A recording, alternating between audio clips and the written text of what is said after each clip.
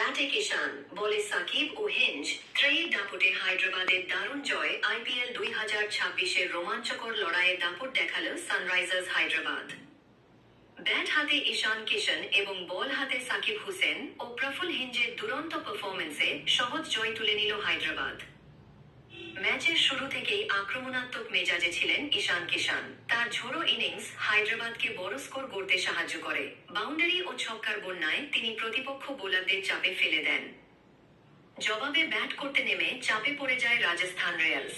শুরু থেকেই নিয়মিত উইকেট হারাতে থাকে দলটি। মাঝের দিকে কিছুটা লড়াইয়ের চেষ্টা হলেও তা বেশিক্ষণ স্থায়ী হয়নি। বল হাতে ঝড় তোলেন সাকিব হুসেন ও প্রফুল হেঞ্জ। দুই তরুণ বোলারের আগুনে স্পেলে একের পর এক উইকেট পড়ে রাজস্থানের। তাদের গতিময় ও নিখুঁত লাইন লেংথের সামনে কার্যত অসহায় দেখায় প্রতিপক্ষ ব্যাটারদের। শেষ পর্যন্ত বড় ব্যবধানে ম্যাচ জিতে নেয় সানরাইজার্স হায়দ্রাবাদ। এই জয়ের ফলে টুর্নামেন্টে তাদের আত্মবিশ্বাস আরও বাড়ল। অন্যদিকে রাজস্থান রয়্যালসকে নিজেদের দুর্বলতা কাটিয়ে উঠতে দ্রুত পরিকল্পনা বদলাতে হবে।